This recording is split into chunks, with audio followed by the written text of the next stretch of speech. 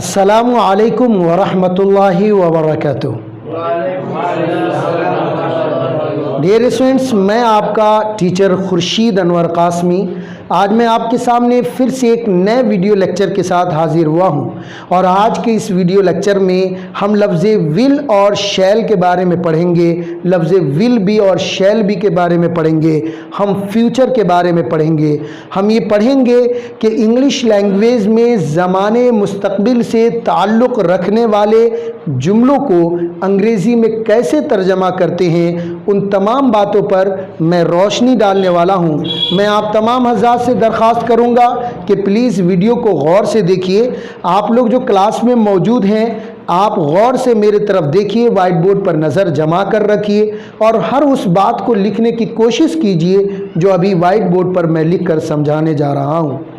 Dear students, अभी हम use of will be shall be के बारे में अभी जस्ट इस वीडियो लेक्चर में रोशनी डालूंगा और इसके बाद इंशाअल्लाह ताला मैं हो सकता है use of have to, has to, had to के बारे में भी रोशनी डालूंगा। फ़िलहाल हम इस बात को पढ़ते हैं, use of will be shall be. Use of बोलिए, विल बी शैल बी। लफ्ज़ विल बी और शैल बी का इस्तेमाल इंग्लिश लैंग्वेज में लफ्ज़ विल और शैल को ज़माने मुस्तकबिल की तर्जमानी के लिए इस्तेमाल किया जाता है।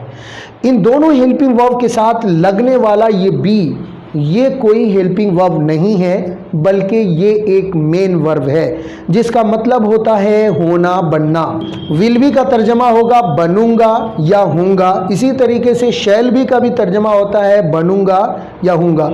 अंग्रेजी की इन इबारतों को पढ़िए। We use will be and shall be to talk about future. पढ़कर देखिए ज़रा जी।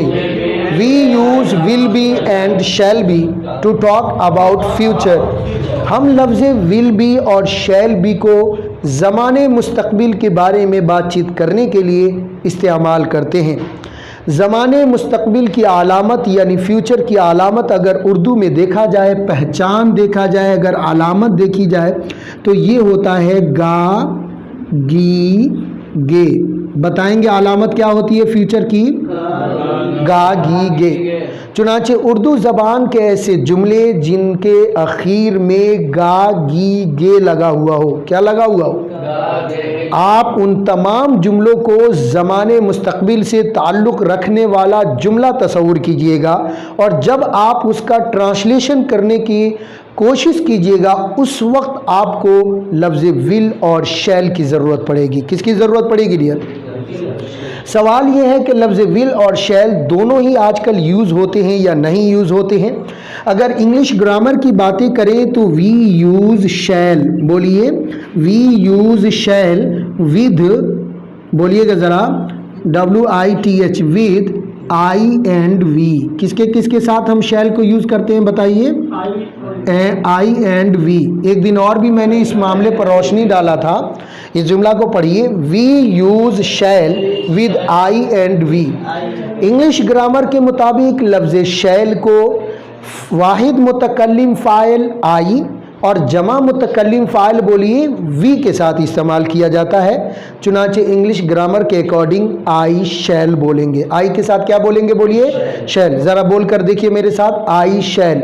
और वी के साथ क्या बोलिएगा? बोलो शैल। तो फिर दोनों को जोड़ो तो क्या हो जाएगा? आई शैल, वी शैल। और इनके बाद कौन कौन सी सूरतें आएगी? अलजुज़ु सालिस के तौर पर वर्ब आएगा, वर्ब का फर्स्ट फॉर्म आएगा, वर्ब का ING फॉर्म आएगा, नाउन या एडजेक्टिव आएगा। इस मामले पर अभी रोशनी डालूंगा। अभी इतना याद रखिए कि सब्जेक्ट आई और वी के साथ हेल्पिंग वर्ब बोलो शैल को इस्तेमाल किया जाता है।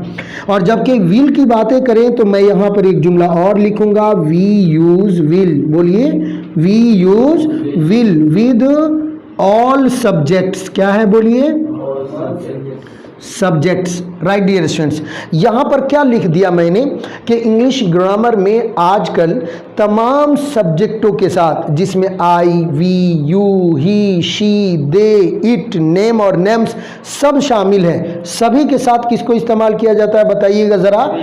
विल को इस्तेमाल किया जाता है। तो गोया कि शैल को आप यू और ही के साथ नहीं इस्तेमाल कर सकते हैं, लेकिन विल को आप आई और वी के साथ इस्तेमाल कर सकते हैं। ये जो तरतीब अभी मैंने आपको समझाया, ये तरतीब आजकल नहीं चलती है। आजकल ज़माने मुस्तक़बिल की बात करने के लिए अंग्रेज़ लोग जो ब्रिटिश हैं या अमेरिकन हैं, उनकी अगर हम स्टडी करें, अगर हम कैम्ब्रिज यूनिवर्सिटी का स्टडी करें, अगर हम ऑक्सफोर्ड यूनिवर्सिटी का स्टडी करें, तो हम इस नतीजे पे पहुंचते हैं कि आजकल ज़माने मुस्तक़बिल की तर्जमानी के लिए ज़्यादातर लफ्ज़ विल को ही इस्तेमाल किया जाता है। चुनांचे अंग्रेज़ अपनी बातों को पेश करने के लिए ज़्यादातर किसको यूज़ करते हैं बताओ? विल को इस्तेमाल करते हैं। जबकि लफ्ज़ शैल के यूज़ को वो लोग एक ख़ास माना में इस्तेमाल करते हैं, वो भी आई और वी के साथ ही इस्तेमाल करते हैं, लेकिन उस वक्त उनके अंदर का जो मफ़हूम है, जो कॉन्सेप्ट है, वो कुछ अलग होता है। फॉर एग्ज़ाम्पल ये कहा जाता है कि लफ्ज़ शैल को, ये जो शैल है डियर, इसको हम परमिशन के लिए इस्तेमाल करते हैं। किसके लिए बताइए? परमिशन का मतलब क्या होता है? बोलो, इजाज़त। और इजाज़त अगर आई को लेना है या इजाज़त अगर वी को लेना है किसी काम को करने या न करने के सिलसिले में, तो आप उस वक्त लफ्ज़ आई और वी पर शैल को मुक़द्दम करके आप इजाज़त के मफ़हूम को ज़ाहिर करने के लिए लफ्ज़ शैल का इस्तेमाल बोलो कर सकते हैं। फॉर एग्ज़ाम्पल यहाँ पर नज़र जमाए रखिए और मैं एक जुमला लिखता हूँ, ज़रा पढ़िए। शैल आई गो, ये एक जुमला है, शैल आई गो। इसका यूज़ आप तब कर सकते हैं जब मेरे क्लास में काफ़ी देर से आप मेरे पास बैठे हुए हैं, आपका काम ख़त्म हो चुका है और आपके दिल में ये ख्वाहिश है कि अब मैं जाऊं, लेकिन आप ये सोचते हैं कि इस मामले में मैं सर से इजाज़त ले लूं, तो आप कहिएगा शैल आई गो सर। क्या बोलोगे? सर शैल आई गो। यहाँ सर को शुरू में करके बोलिए, बोलिए एक साथ, एक बार मेरे साथ, सर शैल आई गो। अब इसका तर्जमा होगा क्या मैं जाऊं। क्या तर्जमा होगा? बोलो, क्या मैं जाऊं। ये जाऊं, ये वाला लफ्ज़ ज़रूर ध्यान में रखना। अब चुनांचे बहुत सारे ऐसे कामों के बारे में अगर आप मुझसे इजाज़त लेते हैं तो यही तरतीब अपनाइए, शैल को आई पर मुक़द्दम कीजिए और फिर उसके बाद में ये जुमला बोलिए। बोलिए, क्या मैं बोलूं? Shall I speak. क्या मैं लिखूं? Shall I write. क्या मैं पढ़ूं? Shall I read. क्या मैं यहाँ बैठ जाऊं? Shall I sit here. क्या मैं आपसे बात करूं? Shall I talk to you. क्या सर मैं आपसे एक सवाल पूछूं? Shall I ask to you. Sir क्या मैं सबक सुनाऊं? Shall I listen the lesson. Sir क्या मैं यहाँ लिखूं? Shall I write here. क्या मैं अपने जुमले चेक करा लूं? Shall I check my sentences. Have you understood dear student? अगर आप लफ्ज़ शैल को वी पर मुक़द्दम कर दें और एक जुमला मानकर चलिए आप लोग यहाँ काफ़ी देर से बैठे हुए हैं और आप जाना चाहते हैं, तो आप बोलिएगा शैल वी गो। क्या बोलिएगा?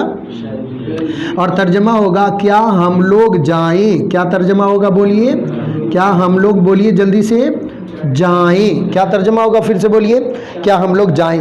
तो शैल वी गो का तर्जमा क्या होगा? बोलिए, क्या हम लोग जाएं। और शैल आई गो का तर्जमा क्या होगा? बोलो, क्या मैं जाऊं।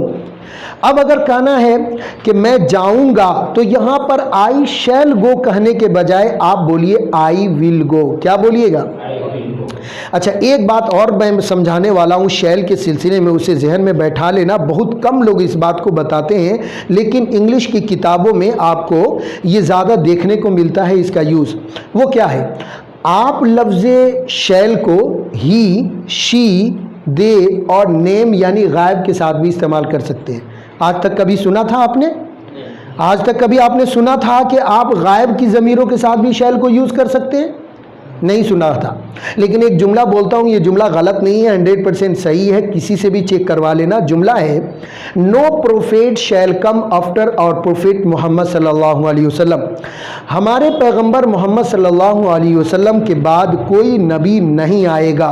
इस जुमले की तर्जमानी के लिए मैंने क्या यूज़ किया? नो प्रोफेट शैल कम। क्या बोला? बोलो, no prophet shall come after और प्रोफेट मोहम्मद सल्लल्लाहु अलैहि वसल्लम।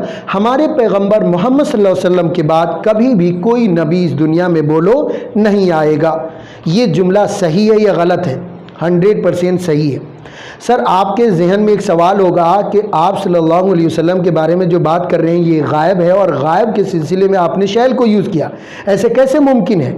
ऐसा मुमकिन है और यूज़ होता है। जब हम इस तरह यूज़ करते हैं यानी गायब फ़ाइलों के साथ जब हम शैल को यूज़ करते हैं तो उस वक्त एक हतमी माना बताना होता है। क्या माना बताना होता है बोलो? हतमी, यानी एक ऐसा माना जो 100% चढ़ते सूरज के तरह यकीन कामिल है। हालांकि फ्यूचर के अंदर इबहाम होता है ना, फ्यूचर के अंदर क्या होता है? शक व शुबहा रहता है, होगा भी नहीं भी होगा।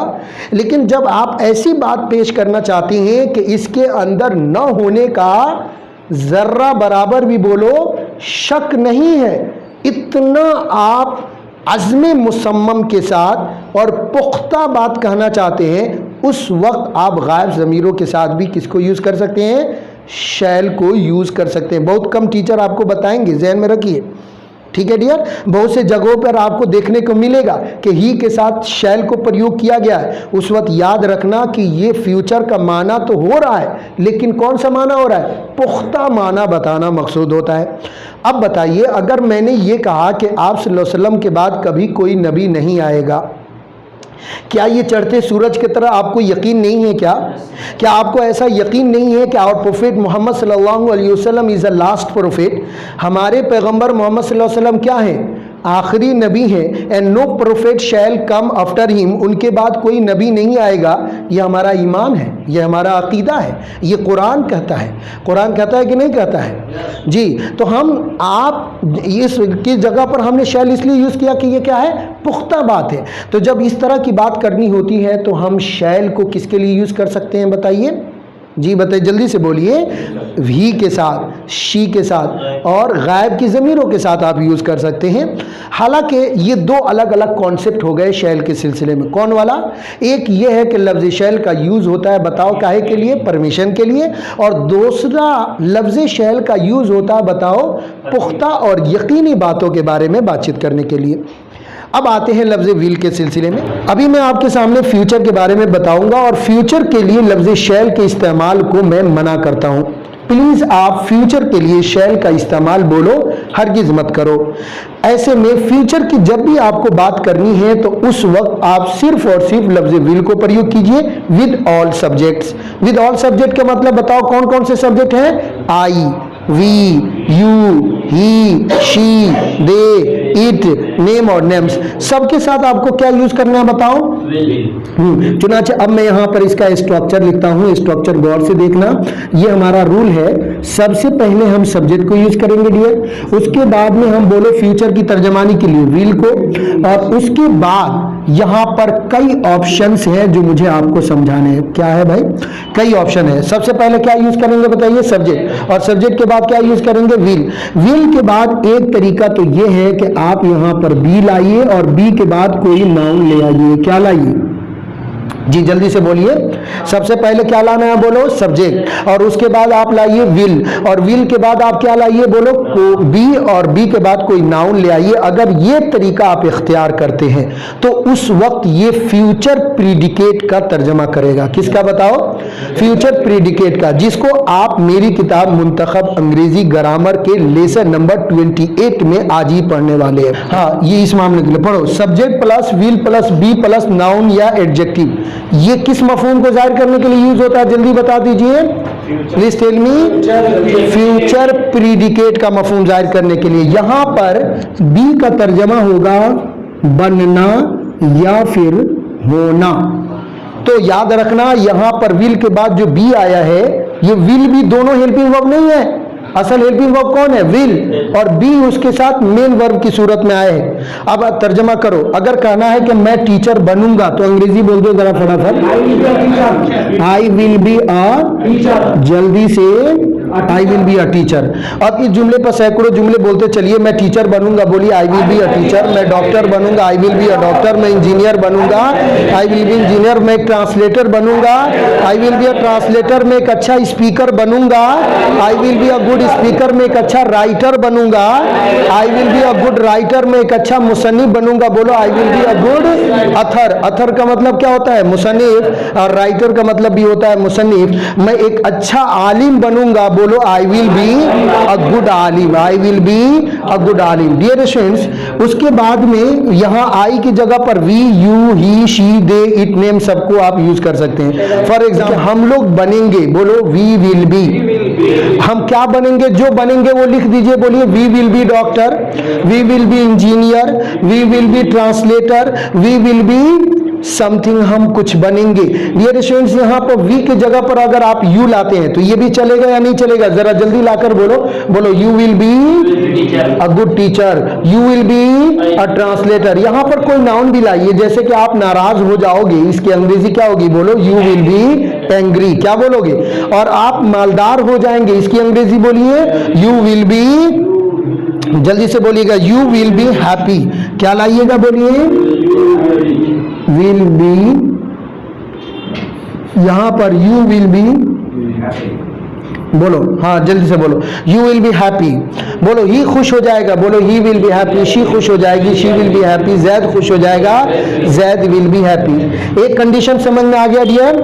जल्दी से दूसरे कंडीशन की बात करेंगे। सब्जेक्ट के बाद आप विल इस्तेमाल कीजिए और विल के बाद आप बी लाइए, लेकिन बी के बाद आप यहां पर कोई नाउन न ला करके आईएनजी फॉर्म प्रयोग कीजिए। क्या लाइए? बोलिए जी, जल्दी से बोलिएगा, कौन सा फॉर्म यूज करना है आपको? ING form. फिर से बोलिए, क्या क्या लाइएगा? Subject plus will be plus, जल्दी से बोल दीजिए, ING form. Please tell me, ING form plus OBJ object. अगर ये आप लाते हैं तो ये कंटिन्यूअस का मफहूम पैदा करेगा। मैंने पीछे भी आपको समझाया था कि जहां कहीं भी आईएनजी फॉर्म आ जाता है, कहां आ जाता है? बोलो आईएनजी फॉर्म। वो किसका मफहूम पैदा करता है? कंटिन्यूअस का। अब यहां भी देखा आपने, सब्जेक्ट के बाद विल, विल के बाद बी प्लस आईएनजी फॉर्म, किसका मफहूम पैदा करेगा? तो अब यहां पर आईएनजी तो कहेगा कंटिन्यूअस और विल कहेगा फ्यूचर, तो अब इसका नाम जोड़ो, क्या हो जाएगा? Future continuous. अब अगर उर्दू तर्जमे के देखोगे तो सब्जेक्ट सब्जेक्ट है, विल का तर्जमा गागी गे होगा, विल का तर्जमा, और आईएनजी फॉर्म का तर्जमा रहा, रही, रहे होगा। क्या होगा? बोलो। तो ऐसे में अगर किसी जुमले में विल और बी और आईएनजी फॉर्म मिल जाए आपको, तो वहां पर आप फ्यूचर कंटिन्यूअस का तर्जमा कीजिएगा, जिसको लेसन नंबर 26 के अंदर मेरी किताब में मौजूद है। देखा आपने, शायद आपने याद भी कर लिया होगा। वो तरीका क्या था कि मैं जा रहा हूंगा, बोलिए अंग्रेजी, आई विल बी गोइंग। बोलिए क्या लगेगा?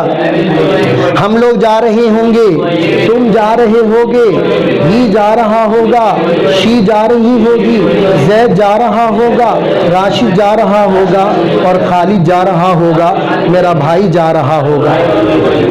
जी, फ्यूचर कंटिन्यूअस का कॉन्सेप्ट समझ में आ गया। और तीसरा एक कॉन्सेप्ट ये हो सकता है कि यहाँ पर सब्जेक्ट आए और उसके बाद डियर स्टूडेंट्स विल भी आए, और विल के बाद में हम फौरी तौर पर बी लाएं। क्या लाएं? और उसके बाद BEING बीइंग लाएं, और उसके बाद वर्ब का थर्ड फॉर्म। बोलो क्या लाएं? जी, को समझ में आया? जरा ये स्ट्रक्चर पढ़िए जल्दी से। जी, तीसरा बोलो, subject plus will plus be plus ING form plus बोलो वर्ब का थर्ड फॉर्म। जल्दी बोलो, subject plus will plus be plus being plus third form plus by plus subject. अगर ये कंडीशन लाते हैं आप, कौन सा कंडीशन? जिसमें बी भी है और फिर बोलो बीइंग भी है और फिर वर्ब का थर्ड फॉर्म आ रहा है, तो ये इसी कंटिन्यूअस वाले टेंस का पैसिव वॉइस हो जाएगा। क्या हो जाएगा? क्या हो जाएगा? जल्दी से बोलिए। जिसको मेरी किताब मुंतखब अंग्रेजी ग्रामर के लेसन नंबर 27 में जिक्र किया गया है, आप वहां से एक बार देख लीजिएगा। मुख्तसर, हाँ बोलिए। सब्जेक्ट प्लस विल, विल के बाद बी और बीइंग प्लस थर्ड फॉर्म, ये फ्यूचर कंटिन्यूअस पैसिव वॉइस होगा। क्या होगा डियर? और इसमें तर्जमा क्या होगा? कोई काम किया जा रहा होगा। क्या तर्जमा होगा? बोलो, कोई भी कार्य किया जा रहा होगा। करने वाला कौन है? बोलिए, मालूम नहीं। फॉर एग्जाम्पल, जैद मारा जा रहा होगा, जैद मारा जा रहा होगा। बहुत आसान है। यहां से सबसे पहले जैद लाइए और उसके बाद बोलिए विल बी और उसके बाद बीइंग और बीट का थर्ड फॉर्म बोलो बीटेन। तो पूरा जुमला बोलो, Zaid will be being beaten. दूसरा जुमला सुनो, मुझे बुलाया जा रहा होगा। यहां पर मुझे की अंग्रेजी आई, और उसके बाद बोलो विल बी और उसके बाद बीइंग और उसके बाद कॉल्ड। जुमला बोलो क्या हो गया? आई विल बी बीइंग कॉल्ड। अगला जुमला, घर पेंट किया जा रहा होगा, अंग्रेजी लाइए, the house will be being painted. फिर से बोलिए, the house will be being painted. वे लोग सताए जा रहे होंगे, अंग्रेजी बोलिए, they will be being tortured. So dear students, अब तक हमारे पास 3 स्ट्रक्चर्स आ चुके हैं। स्ट्रक्चर नंबर 1 और ये था हमारा स्ट्रक्चर नंबर 2 और ये आ गया हमारा स्ट्रक्चर नंबर बोलो 3। और एक स्ट्रक्चर और लिखता हूं कि ऐसी बात करनी है कि सबसे पहले क्या लाइए, बोलिए सब्जेक्ट, और सब्जेक्ट के बाद आप लाइए विल, और विल के बाद आप डायरेक्ट ले आइए वर्ब का फर्स्ट फॉर्म। क्या लाइए डियर, फर्स्ट फॉर्म, और प्लस यहाँ ओबीजे ऑब्जेक्ट कर दीजिए। पूरा स्ट्रक्चर पढ़िएगा जरा जी। स्ट्रक्चर नंबर 4 है, जल्दी से पढ़िएगा, subject plus will plus first form plus object. अगर ये कहोगे ना तो इसमें तर्जमा होगा ऊंगा। क्या तर्जमा होगा, बोलो, ऊंगी, ऊंगे, बोलो क्या तर्जमा होगा, जल्दी से। इसमें रहा नहीं रहेगा, सिर्फ क्या रहेगा, बोलो ऊंगा, ऊंगी, ऊंगे। और ये हम यूज करते हैं डियर फ़ियाले मुस्तकबिल के बारे में बातचीत करने के लिए, वो तमाम कार्य जिसे आप आइंदा जमाना में करेंगे। जैसे आप कहते हैं कि कल मैं दिल्ली जाऊंगा, जाऊंगा, बोलो आई, यहां से उठाओ, आई विल, और वर्ब का फर्स्ट फॉर्म गो, बोलो आई विल गो। मैं अगर कहना है कि कल मैं पढ़ाऊंगा तो बोलो आई विल टीच। मैं आऊंगा, आई विल कम। मैं बोलूंगा, बोलो आई विल स्पीक। मैं लिखूंगा, आई विल राइट। मैं पढ़ूंगा, बोलो आई विल रीड। मैं आपसे बात करूंगा, I will talk to you. मैं आपसे कल मिलूंगा, I will meet you tomorrow, बोलो I will meet you tomorrow. हम इंग्लिश सीखेंगे, हम सब सीखेंगे, बोलिए वी विल लर्न इंग्लिश। ये एक फ्यूचर सिंपल है जिसे आपको मुंतखब अंग्रेजी ग्रामर के सबक नंबर 31 और 32 में समझाया जाएगा। ये वहां का स्ट्रक्चर है, मैं इसके ज़ैल में समझा दे रहा हूं, बाकी वो आएगा तब तफसीली तौर पर समझ लीजिएगा। डियर स्टूडेंट्स, एक इसके अंदर स्ट्रक्चर नंबर 5 रहता है, और वो क्या है वो भी मैं समझा दूं। आप एक नंबर पर सब्जेक्ट के बजाय ऑब्जेक्ट ले आइए। क्या लाइए डियर, उसके बाद आप विल लाइए, और उसके बाद डियर स्टूडेंट्स बी लाइए, और बी के बाद आप डायरेक्ट वर्ब का थर्ड फॉर्म प्रयोग कीजिए। बोलिए क्या लाइएगा, बोलो जरा सा, object plus will plus be plus third form plus by plus subject आपके इख्तियार में है। अगर ये तरीका इख्तियार करते हैं तो ये सेम ये जो स्ट्रक्चर नंबर 4 है उसी का ये उल्टा यानी पेसिव वॉइस बन जाएगा, यानी फ्यूचर सिंपल फेले मुस्तकबिल का पेसिव वॉइस बन जाएगा। यानी इसमें भी होगा कि कोई कार्य किया जाएगा, करने वाला बोलो क्या है, मालूम नहीं। जैसे जो लोग ईमान लाए और उन्होंने नेक अमल किया उन्हें जन्नत में डाला जाएगा। एक जुमला है, बोलो अंग्रेजी, the people who believe in God, बोलो the people who believe in God and the prophet Muhammad सल्लल्लाहु अलैहि वसल्लम एंड डिड गुड, और जिन्होंने सही काम किया, विल बी रिवार्डेड या will be thrown into the paradise. उन्हें कहाँ डाला जाएगा, बोलो जन्नत में डाला जाएगा, या विल बी रिवार्डेड उन्हें इनाम से नवाजा जाएगा। इसी तरीके से एक जुमला देखो, the people who do not believe in Allah and his prophet, वे लोग जो अल्लाह और उसके नबी पर ईमान नहीं लाते हैं, एंड डू बेड और बुरे अमल करते हैं, विल बी पनिश्ड उन्हें सजा दिया जाएगा।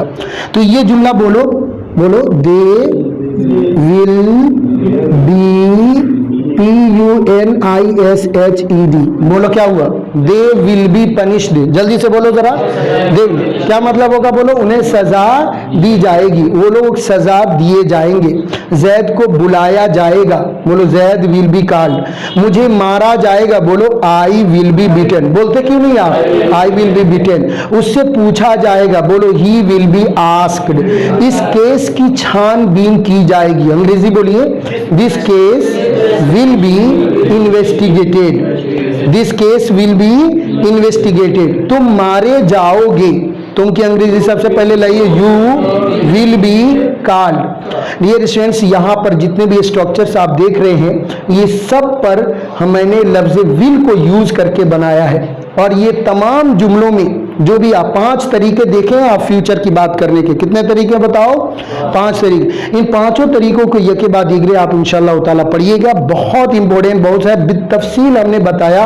अब इसमें कोई भी बारीक जुज भी बाकी नहीं है, सारी बातें आ गई हैं। अब आपको मश्क करने की ज़रूरत है। ज़्यादा से ज़्यादा आप लफ्ज़ विल को यूज़ करके खूब मश्क कीजिए और आप इस पर एक अच्छी प्रैक्टिस करने की कोशिश कीजिए। मेरी किताब मुंतखब अंग्रेज़ी ग्रामर में इस सिलसिले पर तकरीबन 5 असबाक दिए जाएंगे। कितने असबाक? 3 असबाक। एक एक रूल के ताल्लुक से अलग अलग असबाक है। फॉर एग्जाम्पल यहाँ देख लीजिए, एक पहला रूल है subject plus will plus be plus noun या एडजेक्टिव। इसके लिए चैप्टर नंबर 27 है जी। उसके बाद में आप बात कर लीजिए subject plus will plus be plus ING form. इस सिलसिले में 27 है। ये बी प्लस थर्ड फॉर्म पर 28 है। इस पर ये 31 है और ये 32 है। इस तरह 4-5 सबक हैं, वहाँ पर भी आप मुताला कीजिएगा और वहाँ पर जो तमरीनात दिए गए हैं, जो तमरीन दिया गया है, उसे ज़्यादा से ज़्यादा आप लिख करके मश्क कीजिए। इंशाल्लाह काफ़ी एक्सपर्ट हो जाइएगा। आज की इस वीडियो लेक्चर में इतना ही। हमारी मुलाकात फिर किसी नए वीडियो लेक्चर के साथ होगी। डियर स्टूडेंट्स, अगर आप ये वीडियो मेरे YouTube चैनल पर देख रहे हैं तो आपसे दरख्वास्त है कि चैनल को ज़रूर सब्सक्राइब करें और बेल आइकन ज़रूर दबा दें ताकि मेरे हर नई आने वाली वीडियो का नोटिफिकेशन आपको मिलता रहे।